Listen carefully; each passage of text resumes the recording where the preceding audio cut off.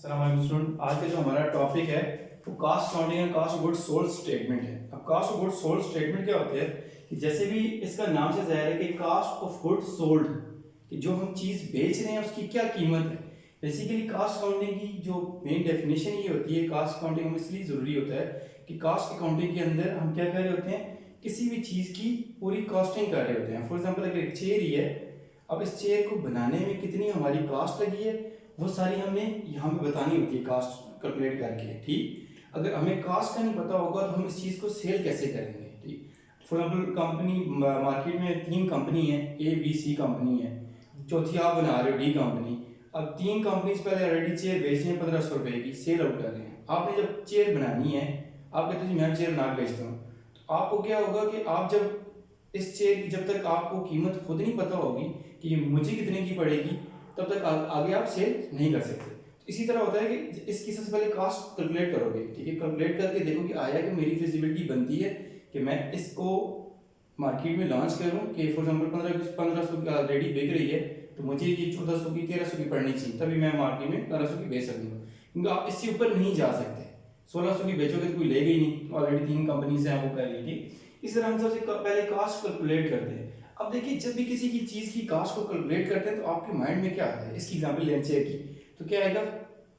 अब इस चेयर के अंदर फॉर एग्जांपल एक लकड़ी की चेयर है, तो उसके अंदर क्या क्या कास्ट लगती है, क्या लगती है।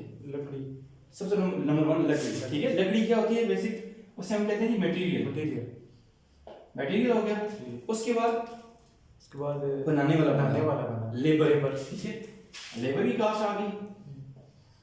उसके बाद एक और कास्ट होती है जिसे हम कहते हैं एफओएच, फैक्ट्री ओवरहेड एक्सपेंसेस। ये बेसिकली क्या होता है कि आपका डायरेक्ट मटेरियल और डायरेक्ट लेबर को छोड़ के बाकी जितनी भी फैक्ट्री से रिलेट करती है कास्ट, वो सारी हमारी एफओएच के अंदर आती है। ठीक है, अब फैक्ट्री का लफ्ज मैं इसलिए ले रहा हूँ कि आपकी एक होती है फैक्ट्री एक्सपेंसेस होते हैं और एक होते हैं ऑफिस एक्सपेंसेस, जिसमें बाद में ऑफिस के एक्सपेंसेस, मार्केटिंग, सेलिंग, एडमिन, जितने भी एक्सपेंसेस आ जाते हैं वो बात की बात होती है।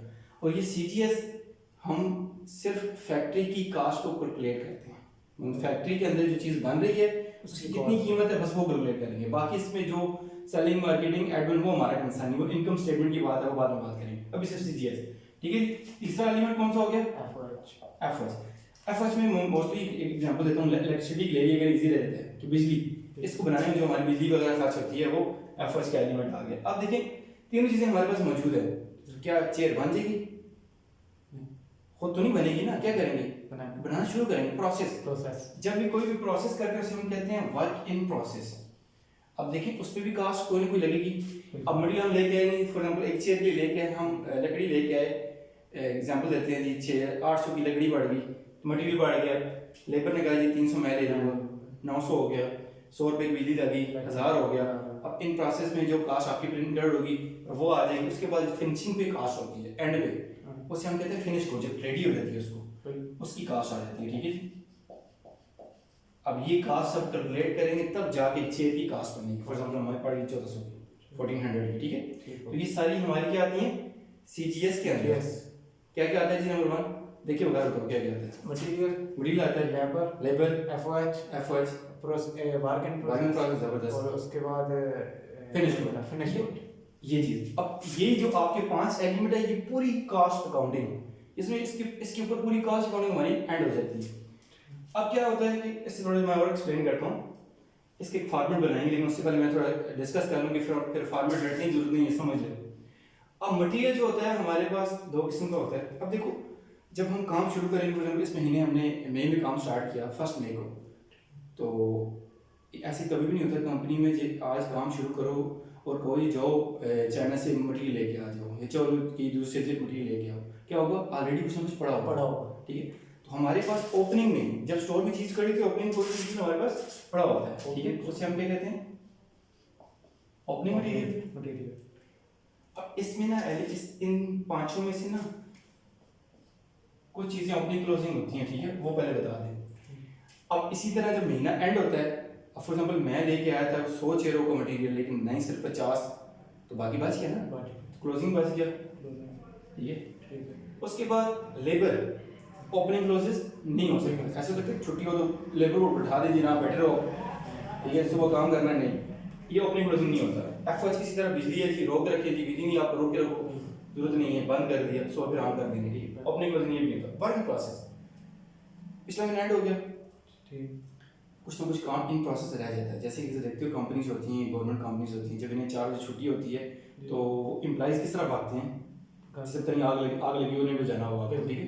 तो ये सीन होता है कि उस वक्त जितना वो काम कर रहे होते हैं, मोस्टली ऐसे होता है काम अधूरा रह जाता है, उन्हें पता है कल आग कर लेंगे हम, ठीक है। इसी तरह जब हम काम शुरू करें, कुछ ना कुछ हमारे पास ओपनिंग में होता है, वर्किंग प्रोसेस, इसी तरह क्लोजिंग में भी आ जाएगा। फिनिश को भी ऐसे ही है, कुछ प्रोडक्ट्स हमारे पास जो एंड में रह जाती हैं, ओपनिंग यार हम काम शुरू कर देते हैं, इसकी फिनिशिंग कुछ रहती है, फिर तैयार होने में कुछ कसर बाकी है, तो वो हमारे पास ये भी ओपनिंग क्लोजिंग में आ सकता है। बेसिक ये याद में इन सब की मैंने क्या कहा है, सबकी कास्ट को क्या करोगे, कैलकुलेट ऐड करके हमारे पास सीजीएस आ जाएगी, ठीक है। अब इसको थोड़ा और एक्सप्लेन कर रहे हैं, उसे इसमें ओपनिंग क्लोजिंग बता रहा हूँ, ठीक है। अब कौन कौन सी चीज़ की ओपनिंग क्लोजिंग होती है, मटेरियल, वर्किंग प्रोसेस, फिनिशिंग, ये दो ओपनिंग क्लोजिंग नहीं होती। अच्छा, ओपनिंग की कास्ट को हम ऐड करते हैं और क्लोजिंग की कास्ट को माइनस, रीजन मैं बताता हूँ। फॉर्मेट के अंदर ना इसको ऐड और इसको माइनस, रीजन। अब देखो काम शुरू किया जाएगा मेरे को, ठीक। पिछला मटेरियल पड़ा हुआ था, फॉर एग्जांपल लेते हैं, फॉर एग्जांपल 10,000 का, ठीक। 10,000 का पहले पड़ा हुआ था, ठीक। ठीक है। हमें वो इनफ नहीं था, और भी कुछ लाना है क्योंकि हमें चीज़ें ज़्यादा बनानी है। 40,000 और लेके आ गए, ठीक। कितना हो गया हमारे पास, 60 50 10 और 40 50 हो गया, 50 हो गया। अब देखो अब क्या करेंगे, अब काम शुरू कर दिया, हमने जितनी चीज़ें बनानी थी बना ली, 50 चीज़ें बन गई, ठीक है। उस पर जो मटेरियल लगा ना हमारा, फॉर एग्जांपल 30,000 का लग गया, 20,000 का बच गया स्टोर में। अब 30,000 का मटेरियल लग के वो चीज़ रेडी हो गई जितनी बनानी थी हमने, 20,000 का स्टोर में पड़ा हुआ है, उसकी कास्ट को हमने ऐड करना चाहिए इसमें, नहीं क्यों, वो तो बाद में जब चीज़ें बनाएंगे तब उसको ऐड करेंगे, क्या करेंगे। लेकिन हमने ऑलरेडी ऐड किया हुआ था पहले 10, और जो लेके आए थे 40 50 ऐड किया हुआ था, क्लोजिंग क्या कर देंगे, माइनस करेंगे, तो फिर हमारे पास जो चीज़ें बनी हुई हैं उनकी एग्जैक्ट प्राइस आ जाएगी, ठीक।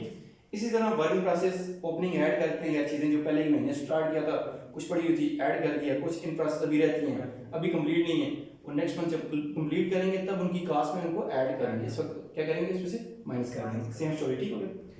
अच्छा, इसको फॉर्मेट की तरफ आते हैं। अब देखो ये फॉर्मेट आप मुझे बता दे जाओ क्या करते हैं, बाकी मेरे कुछ चीज़ें बीच में रहती हैं, मैं बता देता हूँ, ठीक। स्टार्टिंग करते हैं इसका। स्टार्टिंग जब यार ना जितनी भी काउंटिंग के फॉर्मेट्स होते हैं मोस्टली 3 लाइन इंट्रोडक्शन जरूर लिखा करो, उससे एक अच्छा इम्पैक्ट पड़ता है, प्रॉपर विजन हो जाता है। सबसे पहले नाम, जो कंपनी है, जिस कंपनी का नाम आया था, ठीक है। उसके बाद आप क्या रहे हो, क्या कर रहे हो जी, CGS, cost good sold statement बना रहे हो, वो थर्ड पे date for the year end date,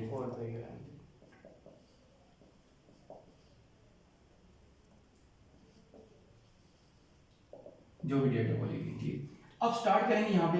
अच्छा, एक और चीज़ याद रखना कि इसको हम मटेरियल भी कहते हैं, इन्वेंट्री भी कहते हैं, इसको स्टॉक भी कहते हैं, इसको कुछ भी कह सकते हैं। यहाँ पे मोस्टली इन्वेंट्री या मटेरियल लफ्ज़ यूज होता है।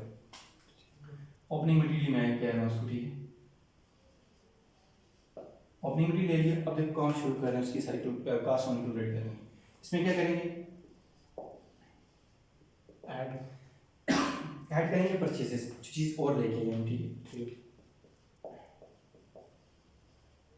परचेसेस के अंदर कुछ चीज़ें आती हैं, मैं थोड़ा डिस्कस करता हूँ, पहले सिंपल रहो। इन दोनों को ऐड करके ना हमारे पास एक यहाँ पे आंसर आता है, ठीक है। वो भी मैं नहीं बताता, थोड़ा एंड पे जाकर बताऊँगा, अभी सिर्फ सिंपल रहो। इन दोनों को बता क्या मतलब है। फिर देखो इन दोनों को ऐड करके कास्ट आ गई, क्या करेंगे इसमें, माइनस करेंगे, क्लोजिंग माइनस कर देंगे, यहाँ से क्लोजिंग मटेरियल को माइनस कर देंगे, ठीक है। सेम यहाँ पे एक आंसर आ जाएगा। अब ये स्टोरी ऐड होगी इसकी, मटेरियल। अब किसकी बारी है, लेबर। क्या करेंगे इसको, सिर्फ ऐड, क्योंकि इसमें ओपनिंग क्लोजिंग नहीं है।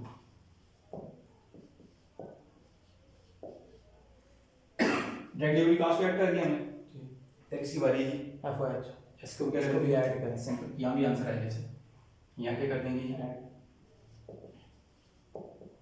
ऐड कर दिया हमने, एफओएच, नीचे आंसर आ गया। मतलब एक स्टेटमेंट सी आती है और सिंपल से वो मैं इजी ऊपर बताता हूँ। पहले सिर्फ सिंपल और ऐड माइनस करते हैं उसको। उसके बाद वर्किंग प्रोसेस की बारी है। पहले क्या करेंगे, ओपनिंग ओपनिंग, शाबाश, उसको ऐड करेंगे।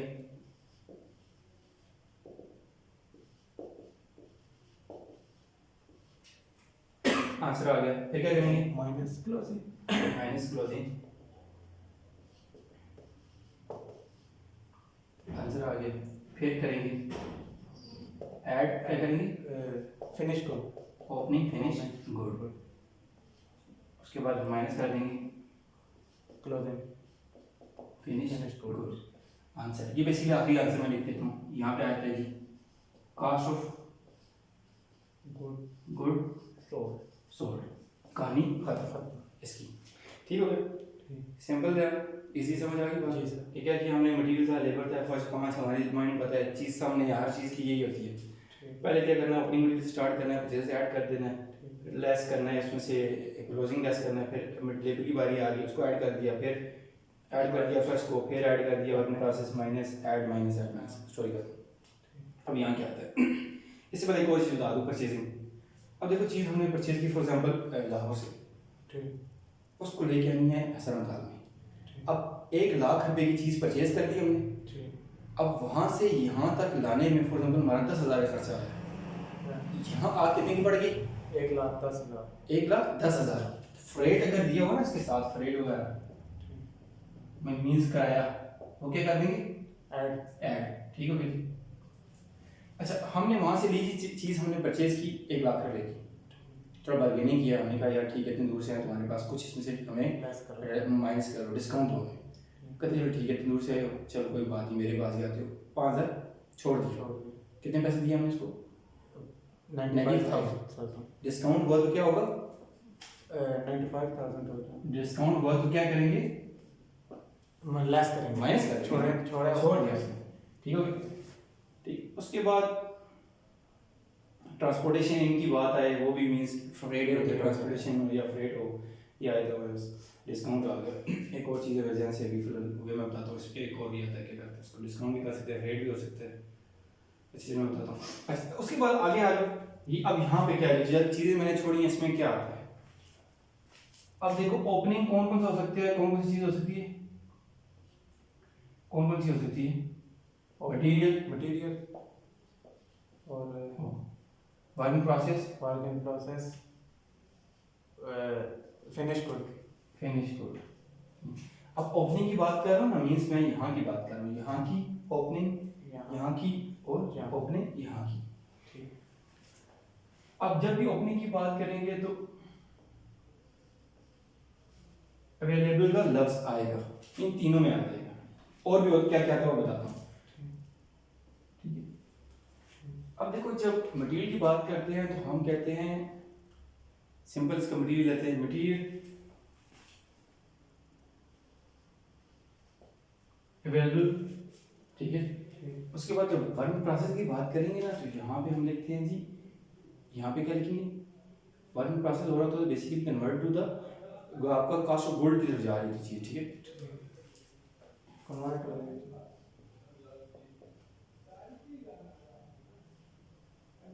ठीक है, कास्ट ऑफ गुड अवेलेबल आ गया, यहाँ तक क्लियर होगी बात। ये भी सेम ही आ जाती है, कास्ट ऑफ गुड अवेलेबल। ठीक है, अब पहले में क्या करेंगे हम, मटेरियल अवेलेबल आ गया आपका, उसके बाद कास्ट ऑफ गुड अवेलेबल आ गया, फिर इसका भी कास्ट ऑफ गुड अवेलेबल आ गया।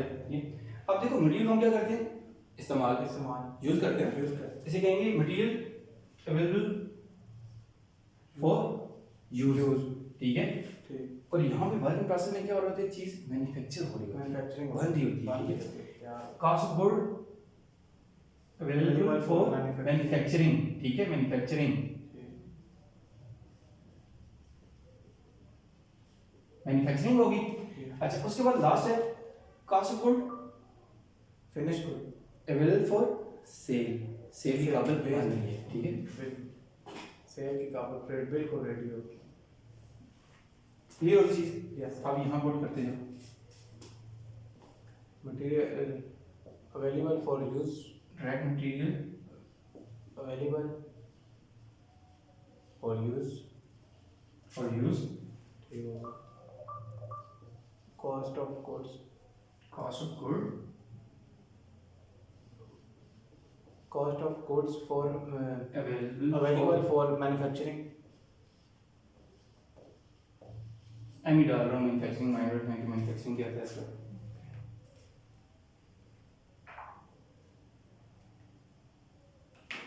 अच्छा, उसके बाद लास्ट है आपका ये आ जाएगी For finished goods. Cost of Goods for available for sale. ठीक है। इसका फॉर्मेट से पहले करा रहा हूँ, इसका फॉर्मेट बहुत इंपॉर्टेंट। फॉर्मेट अगर आता है तो इट मींस आपको 80% क्वेश्चन क्लियर है, बाकी 20% सिर्फ फिलिंग ही होती है। अच्छा, उसके बाद क्लोजिंग की तरफ आते हैं।